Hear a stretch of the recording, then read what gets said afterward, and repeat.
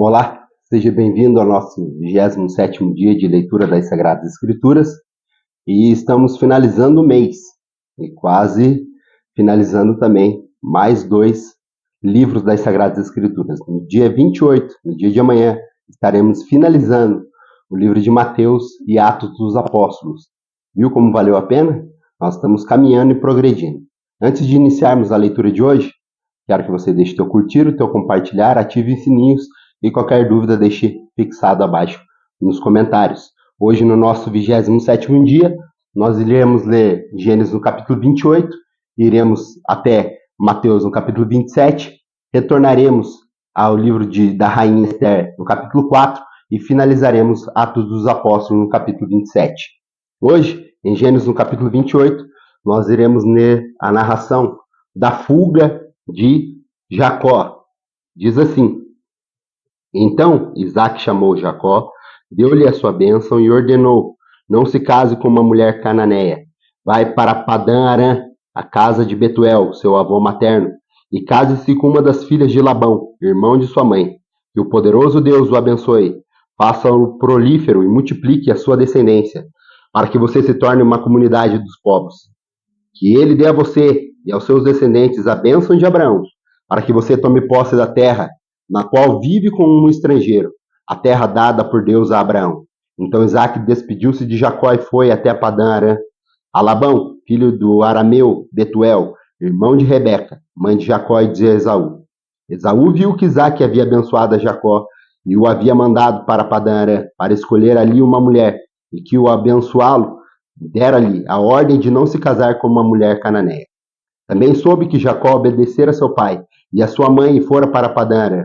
Percebendo então Esaú que seu pai Isaque não aprovava as mulheres cananeias, foi à casa de Ismael e tomou a Maalate, irmã de Noibaiote, filha de Ismael, filho de Abrão, além das outras mulheres que já tinha. Jacó partiu de Berseba e foi para Arã. Chegando a determinado lugar, parou para pernoitar, porque o sol já havia se posto. Tomando uma das pedras ali, usou-a como travesseiro e deitou. E teve um sonho, na qual viu uma escada apoiada na terra, e o seu topo alcançava os céus, e os anjos de Deus subiam e desciam por ela. Ao lado dele estava o Senhor, que lhe dizia: Eu sou o Senhor, o Deus de seu pai Abrão, o Deus de Isaque. Darei a você e aos seus descendentes a terra na qual você está deitado. Seus descendentes serão como o pó da terra, e se espalharão para o oeste, para o leste, para o norte e para o sul. Todos os povos da terra serão abençoados por meio de você e de sua descendência. Estou com você e cuidarei de você. Aonde quer que vá, eu o trarei de volta. E a esta terra não deixarei, enquanto não fizer o que lhe prometi. Quando Jacó acordou do sono, disse: Sem dúvida o Senhor está neste lugar, mas eu não sabia. Teve medo e disse: Temível é este lugar. Não é outro senão a casa de Deus. Esta é a porta dos céus. Na manhã seguinte, Jacó pegou uma pedra que tinha usado como travesseiro, colocou em pé como coluna e derramou óleo sobre o topo. Lhe deu o nome de Betel, aquele lugar, embora a cidade anterior se chamava Luz. Então Jacó fez um voto dizendo: Se Deus estiver comigo, cuidar de mim nessa viagem que eu estou a fazer, promover-me comida e roupa e levar-me de volta em segurança à casa de meu pai, então o Senhor será o meu Deus, e esta pedra que hoje coloquei como coluna servirá de santuário de Deus, e de tudo que me deres, certamente eu lhe darei o dízimo. Vamos agora para Mateus, no capítulo 27. Ele fala aqui várias situações importantes na história do cristianismo. Primeiramente, o suicídio de Judas Iscariotes. Depois, a morte e a ressurreição de Cristo, que ele vai falar no capítulo 28. Ele começa a transcrever aqui no capítulo 27. Diz assim, Mateus 27. De manhã cedo, todos os chefes dos sacerdotes e líderes religiosos do povo tomaram a decisão de condenar Jesus à morte e, amarrando-o, levando-o e entregando-o a Pilatos, o governador. Quando Judas, que havia traído, viu que Jesus fora condenado, foi tomado de remorso e devolveu ao chefe dos sacerdotes e aos líderes religiosos as 30 moedas de prata e disse: Pequei, pois traí sangue inocente. E eles retrucaram: Que nos importa? A responsabilidade é tua. Então Judas jogou o dinheiro dentro do templo e saindo, foi e se enforcou. Os chefes dos sacerdotes ajuntaram as moedas e disseram: é contra a lei colocar esse dinheiro no tesouro, visto que é preço de sangue. Então decidiram usar aquele dinheiro para comprar o campo do oleiro, para cemitério dos estrangeiros. Por isso ele se chama Campo de Sangue, até o dia de hoje. Então se cumpriu o que fora dito pelo profeta Jeremias: tomar as 30 moedas de prata, preço em que foi avaliado pelo povo de Israel, e a usaram para comprar o campo do oleiro, como o Senhor havia me ordenado. Respondeu Jesus: tu o disse. Acusado pelos chefes dos sacerdotes e pelos líderes religiosos, ele nada respondeu. Então Pilatos lhe perguntou: você não ouve acusações que eles fazem contra você? Mas Jesus não respondeu nenhuma palavra, de modo que o governador ficou muito impressionado. Por ocasião da festa, era costume que o governador soltasse um prisioneiro escolhido pela multidão. Eles tinham naquela ocasião um prisioneiro muito conhecido chamado Barrabás. Pilatos perguntou à multidão que havia se reunido: qual desses vocês querem que eu solte? Barrabás ou Jesus chamado Cristo? Porque sabia que havia entregado por inveja. Estando Pilatos sentado no tribunal, sua mulher lhe enviou uma mensagem: não se envolva com esse inocente, porque hoje em sonho sofri muito por causa dele. Mas os chefes dos sacerdotes e os líderes religiosos convenceram a multidão a que pedisse Barrabás e mandassem executar Jesus.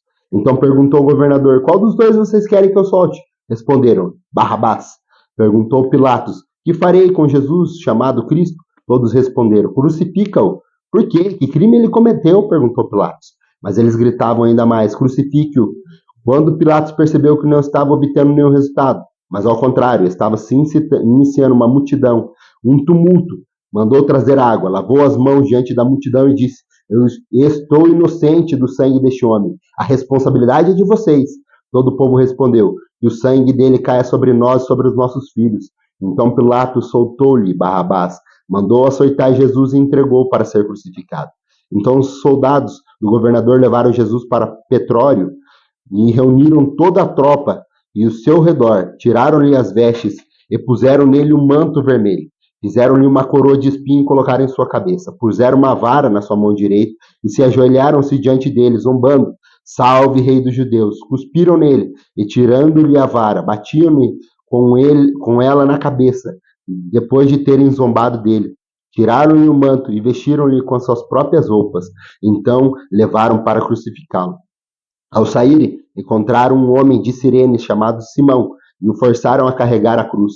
Chegando a um lugar chamado Gólgota, que quer dizer o lugar da caveira, e lhe deram para beber vinho misturado com fel, mas ele, depois de prová-lo, recusou a beber. Depois de crucificarem, dividiram as roupas dele, tirando a sorte, e, sentando-se, vigiavam-no ali. Por cima de sua cabeça colocaram escrito a acusação feita contra este: esse é Jesus, o rei dos judeus. Dois ladrões foram crucificados com ele, um à direita e outro à esquerda. E os que passavam lançaram-lhe insulto, balançando a cabeça e dizendo: você que destrói o templo e reedifica em 3 dias, salve-se, desça da cruz se você é filho de Deus. Da mesma forma, o chefe do sacerdote, os mestres da lei, os líderes religiosos zombavam dele, dizendo: salvou os outros, mas não é capaz de salvar a si mesmo. É o rei dos judeus. Desça agora da cruz e creremos nele.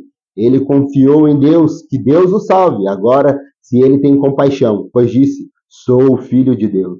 Igualmente o insultavam os ladrões que haviam sido crucificados com ele. Houve trevas sobre a terra, do meio-dia até as 3 horas da tarde. Por volta das 3 horas da tarde, Jesus bradou em voz alta: Eloi, Eloi, lama sabachthani, que significa: meu Deus, por que me abandonaste? Quando alguns dos que estavam ali ouviram isso, disseram: ele está chamando Elias. Imediatamente um deles correu em busca de uma esponja, embebedou-a com vinagre e colocou na ponta da vara e deu a Jesus para beber. Mas os outros disseram: deixa-nos, vejamos se Elias vem salvá-lo. Depois de ter bradado novamente em voz alta, Jesus entregou o Espírito.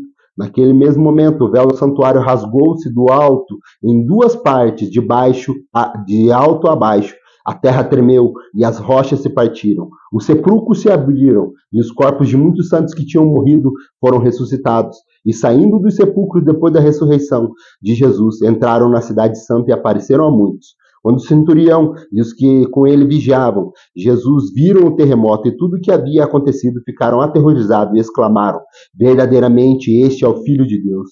Muitas mulheres estavam ali observando de longe. Elas haviam seguido Jesus desde a Galiléia para servir. Entre elas estavam Maria Madalena, Maria, mãe de Tiago e de José, e a mãe dos filhos de Zebedeu. Ao cair da tarde, chegou um homem rico de Arimateia, chamado José, que se tornara discípulo de Jesus. Dirigindo-se a Pilatos, pediu o corpo de Jesus, e Pilatos ordenou que fosse entregue. José tomou o corpo, envolveu num lençol limpo de linho e o colocou num sepulcro novo, que ele havia mandado cavar na rocha, e fazendo rolar uma grande pedra sobre a entrada do sepulcro, retirou-se. Maria Madalena e outra Maria estavam assentadas ali, na frente do sepulcro.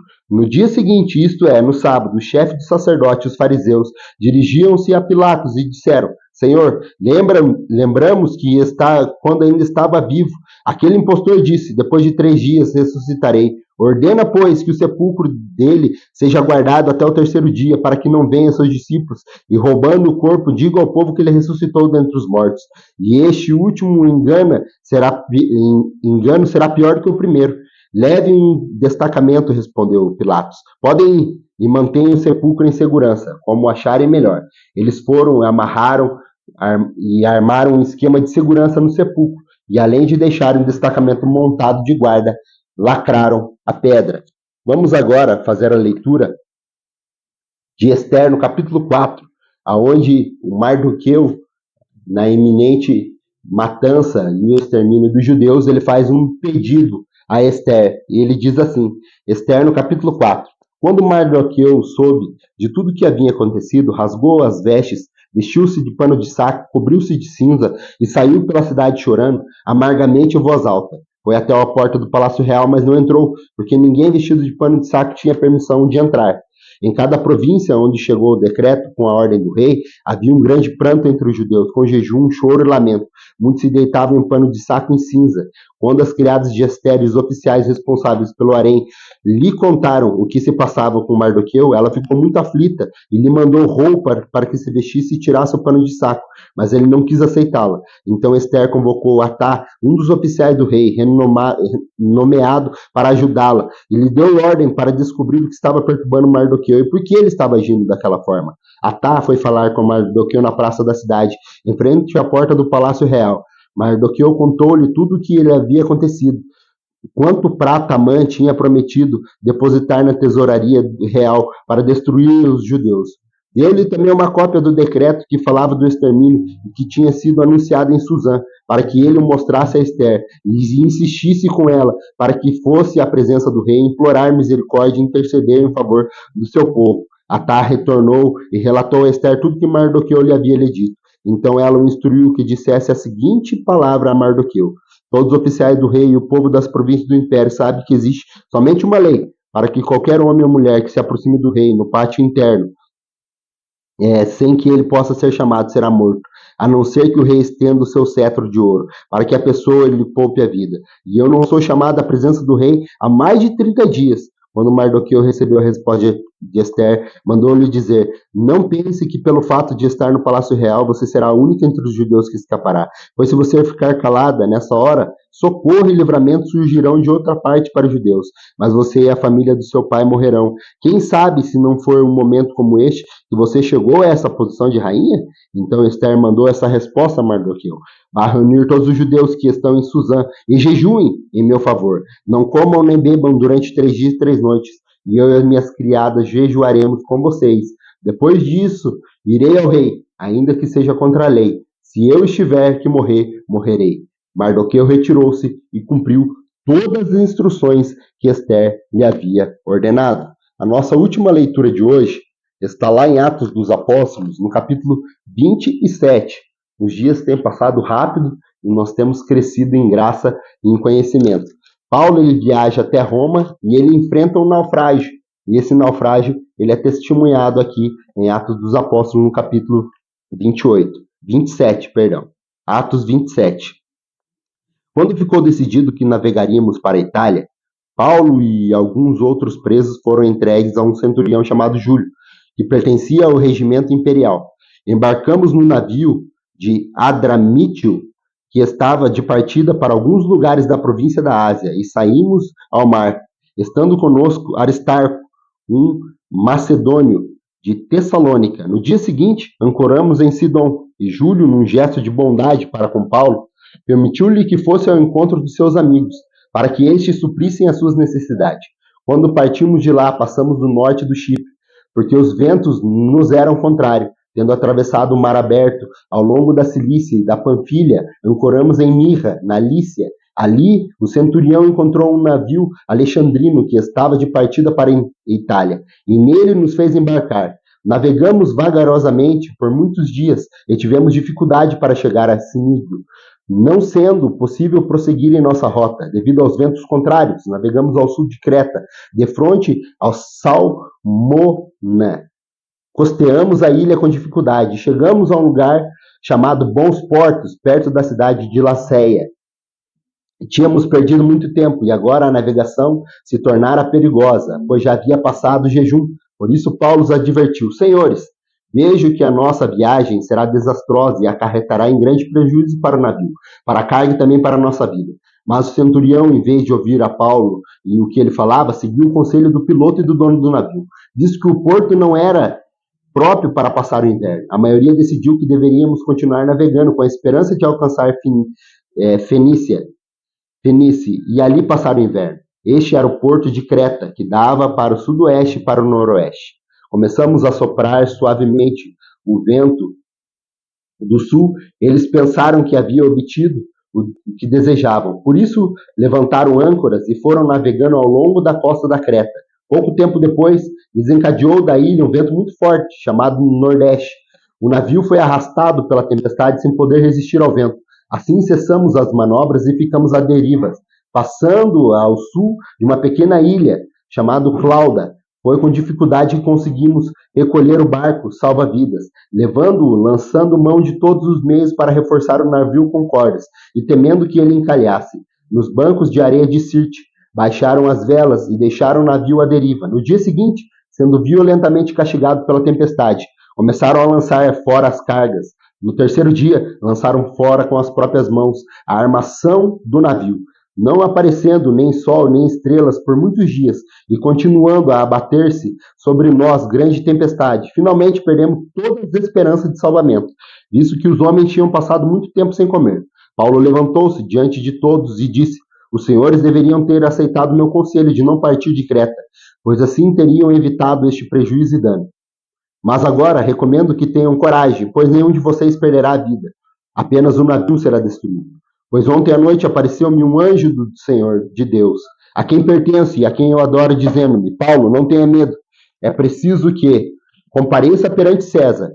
Deus, por sua graça, deu-lhe a vida de todos que estão navegando com você. Assim tenham ânimo, senhores. Creio em Deus, que acontecerá conforme me foi dito. Devemos ser arrastados para alguma ilha. Na 14ª noite, ainda estávamos sendo levados de um lado para o outro no mar de Adrítico, quando, por volta da meia-noite, os marinheiros imaginaram que estávamos próximo da terra. Lançando a sonda, verificaram que a profundidade era de 37 metros. Pouco tempo depois, lançaram novamente a sonda e encontraram 27 metros. Temendo que fôssemos jogados contra as pedras, lançaram 4 âncoras de polpa e faziam preces para que amanhecesse o dia. Tentando escapar do navio, os marinheiros baixaram o barco salva-vidas ao mar, a pretexto de lançar as âncoras da proa. Então Paulo disse ao centurião e aos soldados: Se estes homens não ficarem no navio, vocês não poderão salvar-se. Com isso, os soldados cortaram as cordas que prendiam os barcos salva-vidas e deixaram cair. Pouco antes do amanhecer, Paulo insistia que todos se alimentassem, dizendo: Hoje faz 14 dias que vocês estando em vigília constante sem comer nada. Agora eu os aconselho a comer algo, pois só assim poderão sobreviver. Nenhum de vocês perderá um fio de cabelo sequer. Tendo dito isso, tomou o pão e deu graças a Deus diante de todos. Então partiu e começou a comer. Todos se reanimaram também e comeram algo. Estavam a bordo 276 pessoas. Depois de terem comido, ainda ficaram satisfeitos, aliviaram o peso do navio, atirando todo o trigo ao mar. Quando amanheceu, não reconheceram a terra, mas viram uma enseada com uma praia, para onde decidiram conduzir o navio, se fosse possível. Cortando as âncoras, deixaram-nos no mar, desatando ao mesmo tempo as cordas que prendiam os lemes. Então, alcançando a vela da proa ao vento, dirigiam-se à praia, mas o navio encalhou num banco de areia, onde tocou o fundo. A proa encravou e ficou imóvel, e a polpa foi quebrada pela violência das ondas.